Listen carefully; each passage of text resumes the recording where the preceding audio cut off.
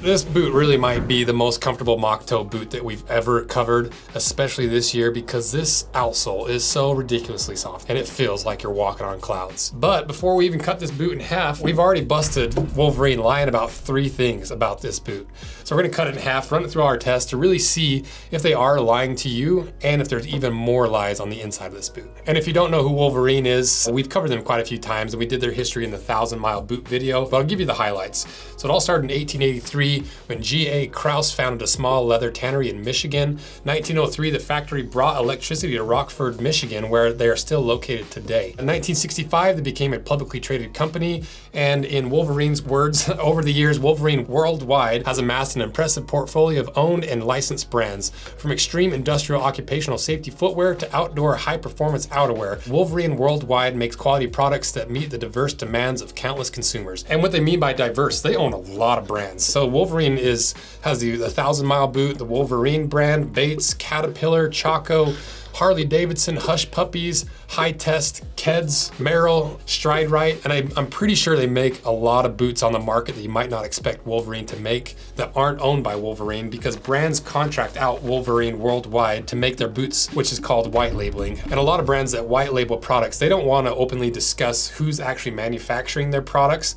And so that's why there's so many brands that look exactly like Wolverine. And to put in perspective how big the Wolverine footprint is on the boot market, in 2022 alone, they generated $2.7 billion in revenue. And thanks to Raid Shadow Legends for sponsoring this video. You've heard the name, but do you actually know what you're missing out on here? I'm talking hundreds of champions to collect, a super in-depth RPG battle system, amazing graphics, and intense PvE boss fights. And just like my metamorphosis from the clothes I was wearing before this ad to this ad, Raid just released some new mythical champions, and my metamorphosis might not have been that legendary, but it's nothing compared to what Raid Shadow Legends is doing with their new mythical champions. What's better than 1 champion? 2 champions, right? Well, now imagine a single champion that was technically 2 champions, a powerful warrior able to change between 2 forms, each with their own set of unique skills. This October, be prepared for a scare with Raid. There'll be treats and tricks this Halloween for those who brave the Raid Yard. Simply download Raid Shadow Legends using the links below, copy your in-game player ID, and then venture over to raidyard.plarium.com from October 15th to November 10th. Enter your player ID, gather your courage, and venture into the haunted graveyard. Grab a shovel, pick a grave, and start digging, as you'll be in with chance to dig up some amazing in-game items and even real-life prizes, ranging from epic and legendary Halloween-themed Raid champions to Amazon gift cards with a total value of $20,000. With all this exciting stuff and more to come with Raid, if you haven't started playing yet, what are you waiting for? Use the link in my description or scan the QR code to get insane bonuses, including Epic Champion Drake from the Lizardmen faction and other useful things, and I'll see you on the battlefield. So what is the information on this boot? Well, the brand is Wolverine. The style is the I-90 Wedge WP. They weigh 1 pound 15 ounces. They retail for $190, and they're made in Bangladesh. And the way that Wolverine positions this boot is rise above whatever you're facing with the I-90 DuraShock Wedge. It's a modern take on a classic wedge that's redesigned for even more durability and comfort. Anchored by a rugged, stable outsole that are 3 times more abrasion resistant than rubber, this lightweight wedge won't weigh you down on tough days. So pretty bold claim, 3 times more abrasion resistant than rubber. I did not notice that they actually compared it directly to rubber in their description. Let's start looking at this boot, starting with the leather first. So how good is the leather on this boot? Well, it's 2 millimeters thick. It's a little bit on the thin side for work boots, not crazy. You know, usually you see about 2.5 millimeter for an actual work boot. And they say that this is a waterproof full grain leather upper. But this is definitely not a full grain leather, and that's lie number 1, because this is a waxed nubuck. A nubuck leather is where they lightly sand and buff the top layer of the leather, which is called the grain. So they take it from that really flat, shiny leather look down to a microfiber look that you see on Timberlands. Like Timberlands is the classic nubuck leather boot. And then to lay those fibers back flat and make it look like a full grain leather, they introduce a waxed layer on top, which flattens those layers, gives you that shine back with the grain. Wolverine says it's full grain leather, but it's clearly a corrected grain leather or a waxed nubuck leather. And it's not necessarily inferior to a full grain leather, it's just an inaccurate description on their part, unless they've sanded a ton of that grain off, and then you lose that structural integrity of the grain that holds all those loose leather fibers together. So we put the macro lens on it, and it looks like there's plenty of grain in there. So Wolverine clearly lied about that, but you might be able to chalk it up to a mistake, but there's a couple more mistakes that might change your mind.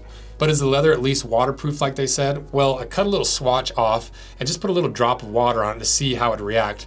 And within seconds, it absorbed a ton of the water, and it, like you can literally just go like that, and you can see how it absorbs water. It's definitely not the most waterproof leather we've seen. And then we did a longer duration test where we dunked the whole boot in water.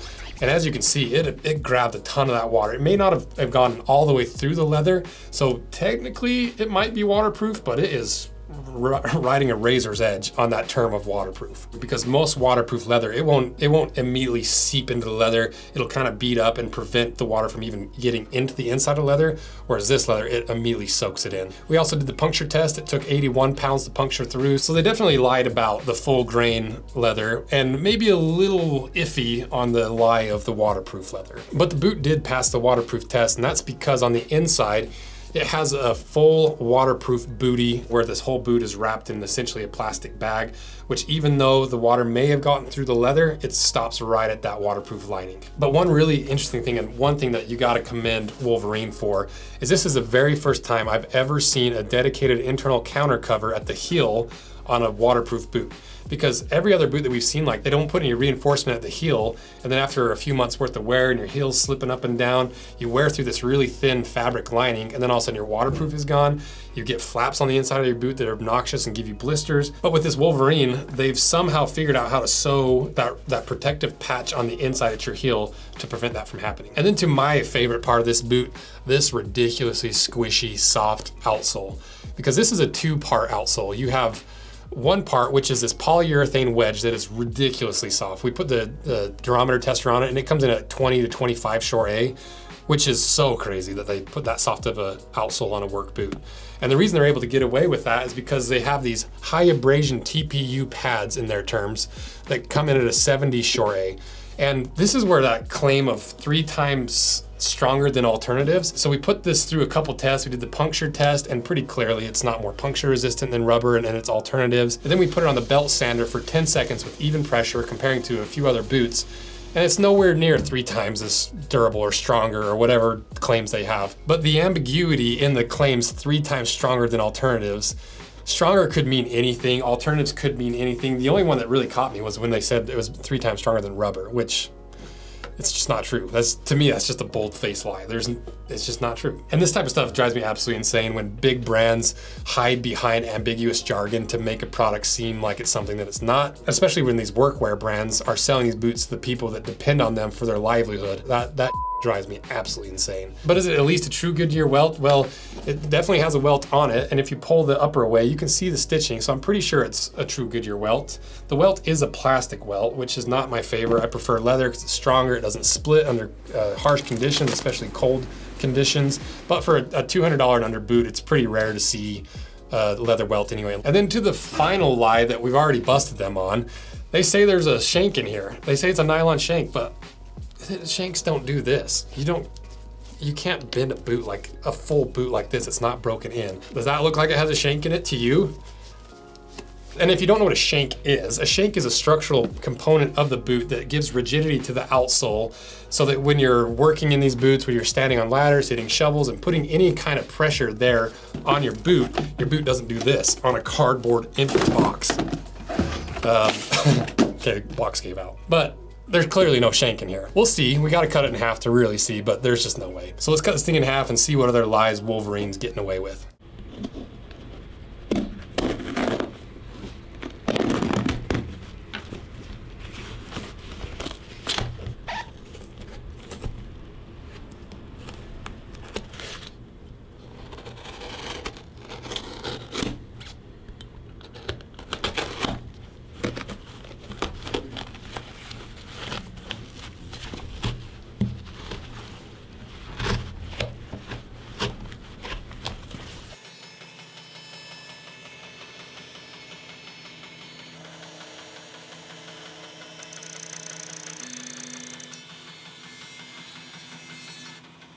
All right, we got it cut in half, so it's time to find out if there's any more Wolverine lies on the inside of here. So let's see what's inside.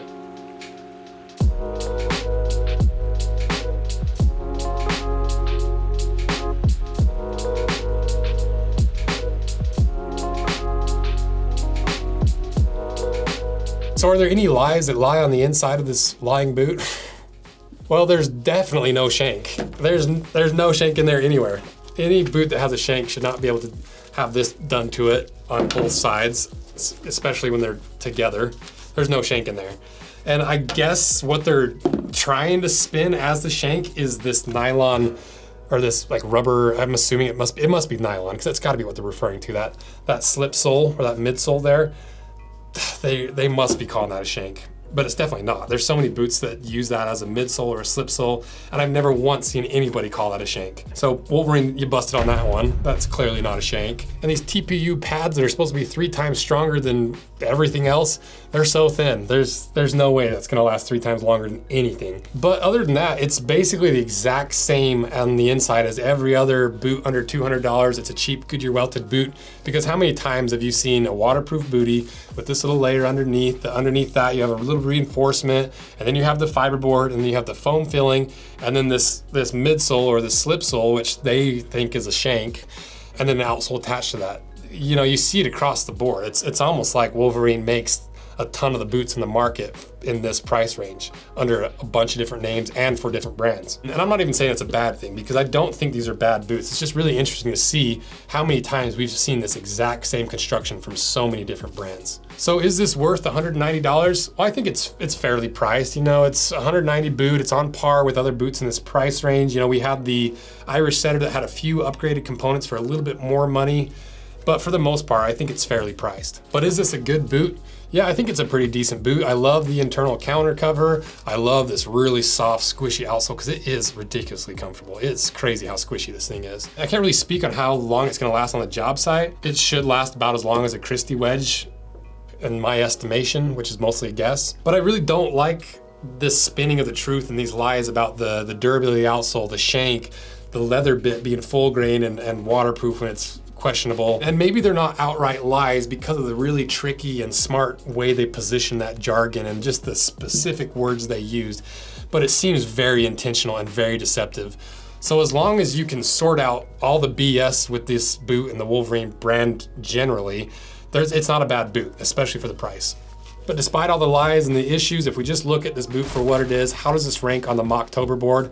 Well, for this year, I'd rank it right above Rock Roosters. But per dollar, there's an argument to be made that the Rock Rooster is a better value, but that's not what this board is. This board is a overall quality board, regardless of the price. And for the overall board, I'd put this right below the Irish setters, because they're very, very similar, but the Irish setters have a few components that are upgraded to leather, where this one is not. So overall, Wolverine, you busted. You've been telling a lot of half-truths and full lies about this boot, and seemingly intentionally misleading the customers that rely on your products every day. So not a bad boot, just bad marketing and bad product positioning and some shady dishonesty, in my opinion. So let me know what you think and what your experiences are in these. I'm really curious if you guys have maybe I'm wrong. Maybe this really does last longer, 3 times longer than any other outsole on the market, but I doubt it. So let me know your experiences and what you thought, what you agree with, what you disagree with, and what other Mocto work style boots that are in a more affordable budget range you want me to cut apart from Moctober. So thank you guys for all your support, and shout out to the Toast for hopping on screen for this one. And thank you guys for everything you do. See ya. Wolverine worldwide. Wolverine worldwide. Good luck editing these videos, guys. Sorry.